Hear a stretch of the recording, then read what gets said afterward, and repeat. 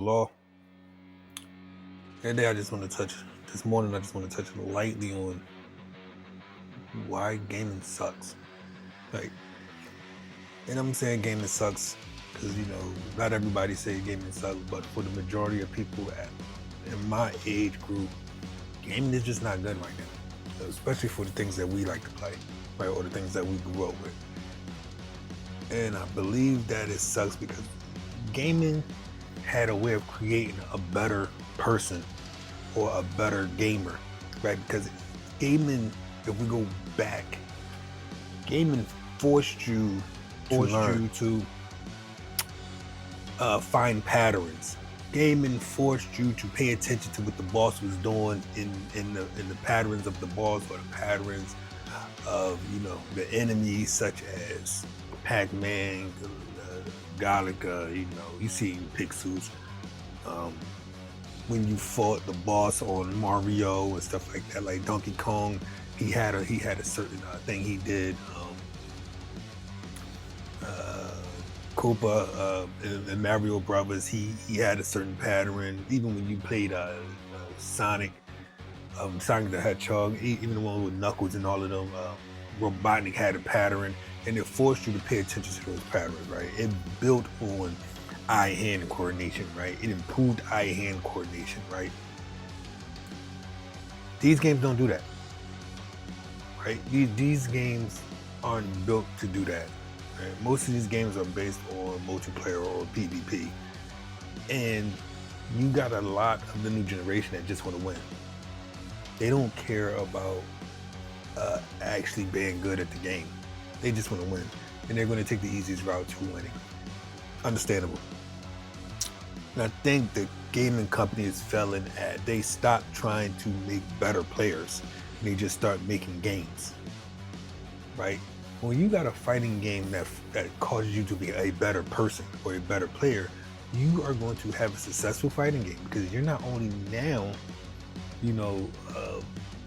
building a good game, but you're also building the person that's playing your game. Right? You're causing the person that's playing your game to actually grow and be better. You don't see this stuff as kids, but when you think about it, look at all the stuff you had to learn. Just playing Mario, you had to learn patterns, right? You had to have reflexes, right? You had to remember. I don't care how many times you die, you had to do that over, and you had to use your brain to remember, okay, this is going to come, this is going to come, he's going to throw this fireball here, he's going to jump here, he's going to move forward here, he's going to move backwards there. And it caused you to still use your brain. It still was a learning process. Now you got the brain dead games where none of this is causing you to use your brain, because everything is here to help you. It's sort of like the school system is now, right? No, you don't even got to use your brain. You get left behind, we're just going to carry you forward, right?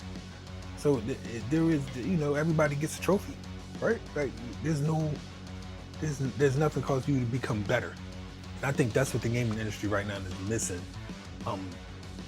Just bare bones. Expose the skill gap. And when you expose the skill gap, you're going to force people to become better players. And when they become better players, you're going to have a better product.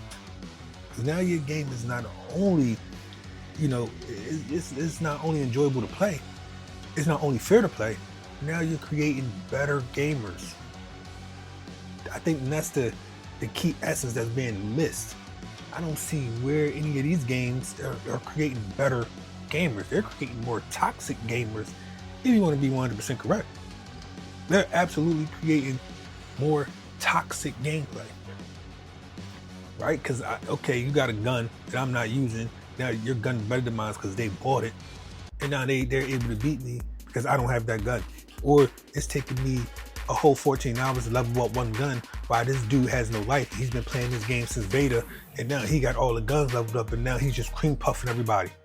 I want to play with a certain character, and this dude wants to play with the easy character, but now since he's playing with the easier character since day one, and I gotta, I'm getting beat up to death because he's playing with this easy to use character, and I want to play with the harder character, right? So you're not exposing a skill gap. You're allowing people who don't want to be good, who don't want to be better players, to just fall to the wayside, instead of making a video game that's going to not have anything to help you fight, where you got to grind up, and it don't matter what character you use, everybody's on the same level.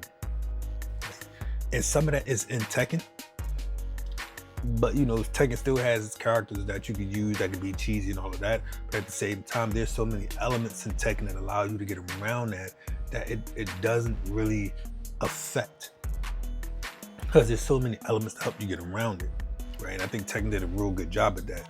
Tekken exposes skill gaps, because if you can't play the game, then you can't effectively do anything in Tekken. If you really don't know how to play the game, you can't effectively do anything. You can spam, you can try to run, but a good player is just gonna get around all of that. They're gonna low parry you and they're gonna beat you to death, because that stuff doesn't really work when you're playing against somebody who actually know what they're doing. Right? It don't work. And that's how come, and there's no way you get around it, because once you get hit with a combo, you're dead. So there's no way you get around it. There's no mechanic in Tekken that's gonna help you get away from a combo. There's no mechanic in Tekken that's gonna help you get away from getting parried. There's no mechanic in Tekken that's gonna help you get away from anything once you get caught. And that's why a lot of people don't play Tekken. It's not because they don't like the game, it's because there's no help.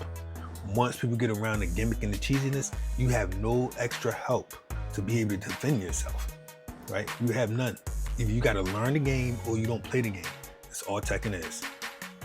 And I think all these other games need to take the same route, because you're just destroying your own product, because people are not going to keep playing it.